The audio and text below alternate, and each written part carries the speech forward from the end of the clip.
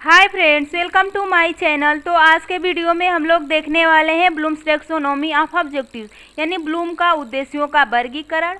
और ये देखिए, आप लोग का कोई भी सब्जेक्ट हो, हिंदी, इंग्लिश, तो इंग्लिश में थोड़ा यही शब्द आप लोग को इंग्लिश में पूछा जाएगा, मैथ में भी पूछा जाएगा, साइंस में जैसे फिजिकल और बायोलॉजिकल दोनों में पूछा जाएगा, आप लोग का सामाजिक विज्ञान में भी पूछा जाएगा, जियोग्राफी में भी यहाँ से क्वेश्चन पूछा जाएगा, हिस्ट्री में भी पूछा जाएगा, यानी सभी सब्जेक्ट के टीचिंग में यहाँ से क्वेश्चन आप लोग से पूछे ही जाएंगे।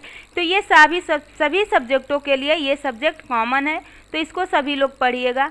तो चलिए हम लोग अपने वीडियो को स्टार्ट करते हैं। वीडियो स्टार्ट करने से पहले आप लोग चैनल को सब्सक्राइब कर लीजिएगा। और ये टॉपिक थोड़ा बड़ा है, तो इसका 2 से 3 पार्ट आप लोग को मिल सकता है। तो चलिए अपनी वीडियो को हम स्टार्ट करते हैं। तो देखिए, ब्लूम का वर्गीकरण। देखिए ये कहाँ के थे, इन्होंने कितने पक्षों पे बात किया, ये सारे पॉइंट्स आप लोग से पूछे जाएंगे। और इस पीडीएफ को पाने के लिए आप लोग JLB एकेडमी के नाम से टेलीग्राम चैनल है, वहाँ से जुड़ जाइएगा और इस पीडीएफ को आप लोग डाउनलोड करके ज़रूर पढ़िएगा। आप लोग लिखने पे विशेष ध्यान मत दीजिएगा, समझने पे आप लोग यहाँ पे ध्यान दीजिएगा। तो चलिए देखिए, पहला पॉइंट क्या है आप लोग का। और आप लोग के साइंस में 1 से 2 क्लास हो चुका है, हिंदी आप लोग का कंप्लीट होने वाला है, तो सारे क्लासेस आप लोग ज़रूर देखिएगा।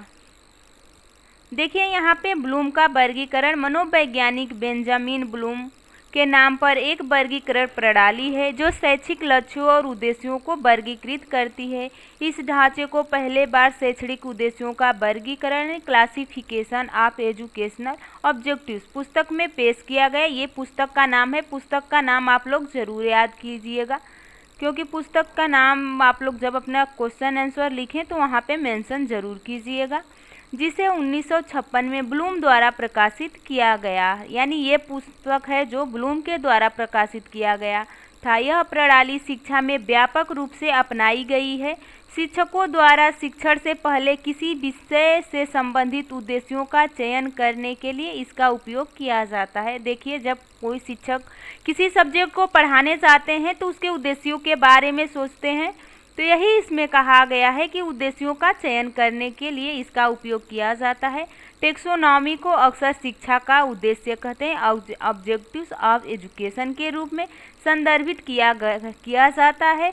और यह सुनिश्चित करने के लिए डिजाइन किया गया है कि शिक्षण प्रक्रिया इन उद्देश्यों के साथ संरेखित हो। यह ब्लूम के वर्गीकरण प्रणाली पर आधारित है जो शैक्षिक लक्ष्यों के 3 डोमेन कार्य क्षेत्र में वर्गीकृत हैं।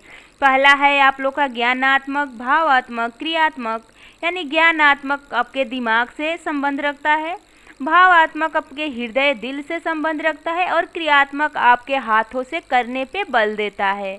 इसी में आप लोग को ज्ञानात्मक में पढ़ना होगा ज्ञान, अवबोध, अनुप्रयोग, विश्लेषण, संश्लेषण, मूल्यांकन, 6 इसमें पढ़ना होगा। फिर भावात्मक में और क्रियात्मक में। और आप लोग से पूछ देगा अगर इसको बड़े नंबर में, तो सारे पॉइंट को मेंशन करके उसमें 2-2 लाइन आप लोग को लिखना होगा। देखिए यहाँ पे ज्ञानात्मक पक्ष यानी कॉग्निटिव डोमेन, भावात्मक पक्ष एक्टिव डोमेन, इफेक्टिव डोमेन, यहाँ पे देखिए साइकोमोटर डोमेन। टेक्सोनॉमी का अर्थ है वर्गीकरण, कि यह पद्धति ए मेथड ऑफ क्लासिफिकेशन है। अब हम लोग देखते हैं कि जो ब्लूम का डोमेन था वो किस तरह से समझा गया। आप लोग इसको याद कैसे करेंगे, तो देखिए ब्लूम के वर्गीकरण के डोमेन। ब्लूम की टेक्सोनॉमी शिक्षक लक्ष्यों को 3 डोमेन में वर्गीकृत है, संज्ञानात्मक, भावात्मक, साइकोमोटर। यानी इसको संज्ञानात्मक, भावात्मक और ये जो साइकोमोटर है, कभी क्रियात्मक से भी क्वेश्चन पूछ सकता है, तो यहाँ पे आप लोग क्रियात्मक भी याद करते हुए चलिएगा। तो ज्ञानात्मक में देखिए, यह डोमेन ज्ञान और समझ प्राप्त करने में शामिल मानसिक प्रक्रियाओं से संबंधित है। देखिए यहाँ पे ज्ञानात्मक उद्देश्यों का उदाहरण क्या है, उसके बाद थोड़ा नीचे आप समझिए। तथ्य, परिभाषा या अवधारणाओं को याद रखना, दिमाग से ही आप याद रखते हैं। एक प्रक्रिया या अवधारणाओं को समझना, जानकारी का विश्लेषण और कनेक्शन बनाना, किसी स्रोत को विश्वसनीयता या किसी तर्क की वैधता का मूल्यांकन करना।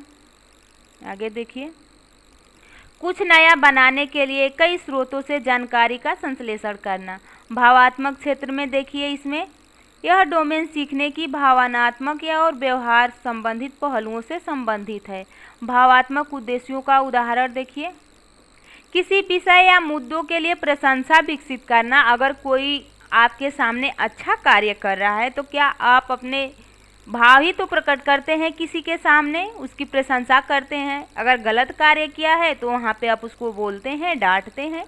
किसी स्थिति या अनुभव के प्रति भावनात्मक प्रतिक्रियाएं प्रदर्शित करना, किसी विषय या गतिविधि के प्रति सकारात्मक दृष्टिकोण प्रदर्शित करना। आगे देखिए, नए दृष्टिकोण या मूल्यों को स्वीकार करना, किसी के विश्वास या मूल्यों के आधार पर जिम्मेदार कार्रवाई करना। क्रियात्मक क्षेत्र में देखिए, साइकोमोटर डोमेन, यह डोमेन सीखने में शामिल शारीरिक कौशल और आंदोलनों से संबंधित है। साइकोमोटर उद्देश्य का उदाहरण देखिए, एक शारीरिक गतिविधियां या कौशल का प्रदर्शन करना। फाइन मोटर, नियंत्रण या निपुणता का प्रदर्शन करना। देखिए यहाँ पे एक फाइन मोटर होता है, यानी एक सूक्ष्म और एक स्थूल होता है। तो ये दोनों यहाँ से खास करके आप लोग को क्वेश्चन नहीं बनेंगे, लेकिन इसके एक दो उदाहरण आप लोग जरूर याद कर लीजिएगा। शारीरिक समन्वय और संतुलन विकसित करना, शारीरिक गतिविधियों में गति और सटीकता में सुधार, प्रदर्शन या प्रस्तुति में शारीरिक गतिविधियों को शामिल करना। अब हम देखते हैं जो ब्लूम के टेक्सोनोमी था, इन्होंने ज्ञानात्मक, भावात्मक, क्रियात्मक 3 पक्षीय दे दिए। फिर ज्ञानात्मक इन्होंने ज्ञान, अवबोध, अनुप्रयोग, विश्लेषण, संश्लेषण और मूल्यांकन दिए। लेकिन 2001 में रिवाइज यानी संशोधन हुआ, तो यहाँ पे देखिए ज्ञानात्मक, भावात्मक, क्रियात्मक सेम था। फिर ज्ञान, अवबोध, अनुप्रयोग, विश्लेषण यहाँ तक सेम था, लेकिन विश्लेषण संश्लेषण के जगह पे उसमें मूल्यांकन हो गया और उसके बाद वहाँ पे संश्लेषण हुआ। उसका आगे फिगर है, वहाँ से आप आसानी से समझ पाएंगे। यहाँ पे थोड़ा सा पढ़िए, क्योंकि देखिए सीटेट में ये सारे आप लोग को नहीं पढ़ना पड़ेगा, इनके मेन बातों को पढ़ना पड़ेगा, लेकिन पढ़ना तो पड़ेगा। लेकिन यहाँ पे आप लोग को कॉपी लिखना है, तो यहाँ पे सारे पॉइंट आप लोग को पता होना चाहिए, तभी अपनी कॉपी अच्छे से आप लिख सकते हैं। अगर जिस तरह से सीटेट में पढ़ाया जाता है ब्लूम टेक्सोनोमी को, अगर उस तरह से आप पढ़ेंगे तो शायद अच्छी से आप अपनी कॉपी नहीं लिख पाएंगे। तो इसलिए मेरी कोशिश यही थी कि आप लोग को बिल्कुल अच्छे से पढ़ा दूं कि अपनी कॉपी अच्छे से लिख सके। अगर आप सीटेट की तरह से पढ़ना चाह रहे हैं तो आप लोग कमेंट करके ज़रूर बता दीजिएगा, उस तरह से वो 15 मिनट में उस तरह से आप लोग कंप्लीट कर लेंगे। लेकिन इस तरह से थोड़ा आप लोग को टाइम लगेगा और छोटी छोटी वीडियो 2 से 3 वीडियो में ये कंप्लीट हो जाएगा।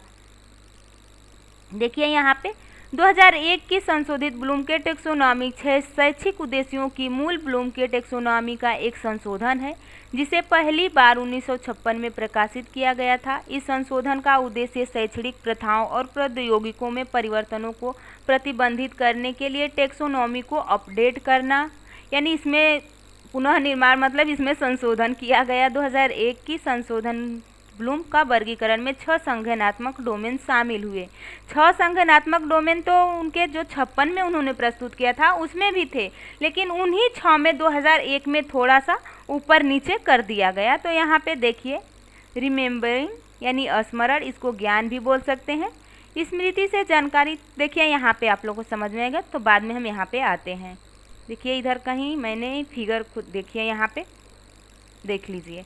संज्ञानात्मक ये 1956 का है और ये 2001 का है। देखिए यहाँ पे ज्ञान, knowledge, comprehension, application, analysis, synthesis, evolution, ज्ञान, समझ, अनुक्रिया, विश्लेषण, संश्लेषण, मूल्यांकन। किसी भी चीज़ का आप ज्ञान करते हैं, अगर ये पढ़ रहे हैं, इसमें से थोड़ा सा आपको ज्ञान हो गया, फिर उस पर अपना समझ बनाएंगे, पकड़ बनाएंगे कि अगर पेपर में हम ये क्वेश्चन आ जा रहा है इनसे, तो हम किस तरह से उसको अपने भाषा में प्रस्तुत करके लिख पाएंगे। तो जब आप ज्ञान हुआ थोड़ा सा, फिर उस पर आपने समझ बनाया, फिर अनुक्रिया किया, यानी आपने लिखना शुरू कर दिया। ठीक, यहाँ तक का आप लोग का कंसेप्ट क्लियर। फिर विश्लेषण, अगर वही समस्या थोड़ा कठिन है तो उसको छोटे छोटे पार्ट में कर कर आप समझेंगे। फिर संश्लेषण, यानी फिर जब सारी समस्याओं को आप सॉल्व कर लेंगे। विश्लेषण का मतलब होता है कि जैसे कि सपोज कीजिए कोई साइकिल बन रही है, तो उस साइकिल के छोटे छोटे टुकड़े पहले अलग अलग बनाए जाते हैं, फिर ठीक। उसके बाद फिर सारे जो बनाए हुए पार्ट्स होते हैं एक में ज्वाइंट कर दिए जाते हैं, तो वे संश्लेषण हो जाएगा। यानी छोटे छोटे पार्ट में तोड़कर समझना, फिर उसको एक साथ उसको ग्रुप में जोड़ देना। ठीक, यहाँ तक कंप्लीट। उसके बाद मूल्यांकन होगा, यानी यहाँ पे आप लोगों ने यहाँ पे ज्ञान प्राप्त किए, थोड़ा सा उस पर समझ बनाए, फिर उस पर अनुक्रिया किए, फिर विश्लेषण किए या फिर संश्लेषण किए। उसके बाद जो आपका रिजल्ट है वो आपका मूल्यांकन हो जाएगा। लेकिन यहाँ पे देखिए 2001 में इसमें संशोधन हुआ, यानी कॉग्निटिव डेवलपमेंट डोमेन में, तो यहाँ पे नॉलेज को रिमेंबर बोल दिया गया। लेकिन यानी यहाँ पे आप ज्ञान भी बोल सकते हैं, अंडरस्टैंड यानी समझ भी बोल सकते हैं, अप्लाई अनुक्रिया, एप्लीकेशन या अप्लाई यानी आप उसको अप्लाई किए। एनालाइज, यहाँ एनालिसिस था, एनालाइज हो गया। एवोल्यूट यानी यहाँ पे देखिए एवोल्यूशन यानी यहाँ पे मूल्यांकन था। लेकिन यही बस यही 2 पॉइंट आप लोग को याद करना है कि यही बस जुड़ा था। क्रिएटिव यानी तैयार करना, यानी जो सिंथेसिस यहाँ पे सिंथेसिस दिया है इसी को यहाँ पे, तो अगर ये आपको याद हो जा रहा है 56 वाला, तो इसी से आप इसको नहीं भी याद करेंगे और ये याद है आप लोग को, तो बस इसको सिंथेसिस को एवोल्यूशन के जगह पे कर दीजिएगा, एवोल्यूशन को सिंथेसिस के जगह पे, यानी मूल्यांकन को संश्लेषण की जगह पर, संश्लेषण को मूल्यांकन की जगह पर। अब बिल्कुल अच्छे से आप लोग को समझ में आ चुका होगा। कोई डाउट होगा तो आप कमेंट करके ज़रूर बताइएगा, क्योंकि मुझे नहीं लगता है कि अब इसमें आप लोग को कोई डाउट बचा होगा, क्योंकि इतने अच्छे से आप लोग को मैंने समझा दिया है कि शायद समझ में भी आ गया होगा। और चलिए इसको थोड़ा हमारे साथ याद कीजिए। पहले इसको एक बार ध्यान से देखिए, उसके बाद अपने आँखों को बंद कीजिए, उसके बाद पढ़िए ज्ञान, समझ, अनुक्रिया, विश्लेषण, संश्लेषण, मूल्यांकन। क्योंकि यहाँ से क्वेश्चन फिक्स है कि पूछा ही पूछा जाएगा और आप लोग के सभी सब्जेक्टों में पूछा जाएगा। मैंने कई सारे क्वेश्चन भी आप लोग को अपलोड कर दिया है, आप लोगों ने देख भी लिया होगा, तो आप देखे होंगे कि यहाँ से क्वेश्चन पूछे ही गए हैं। तो आप लोग इसको ज़रूर याद कर लीजिएगा, इसको 2 से 3 बार रिपीट कीजिएगा। ज्ञान, अवबोध, अनुप्रयोग, विश्लेषण, संश्लेषण, मूल्यांकन मैंने जब बीएड किया था उस समय का मुझे याद है। और मतलब ये तो सीटेट यूपीटेट में आप लोग को पढ़ना ही पड़ेगा, तो ऐसा कीजिएगा कि आप अभी भी याद कर लीजिए कि आगे चलकर ज़्यादा इस पर दिमाग लगाने की ज़रूरत ना पड़े। तो आज की वीडियो हम यहीं पे समाप्त करते हैं। नेक्स्ट वीडियो में इसके आगे पढ़ने वाले हैं। आप लोग चैनल को सब्सक्राइब कर लीजिए, और थोड़ा आप लोग पढ़ते हैं वीडियो को लाइक नहीं करते हैं, तो अगर आप लोग को पसंद आ रहा है तो वीडियो को लाइक कीजिए, नहीं पसंद आ रहा है तो उसकी कोई बात नहीं। तो चलिए नेक्स्ट वीडियो में बहुत जल्द मिलेंगे। आप लोग चैनल को सब्सक्राइब कर लीजिएगा।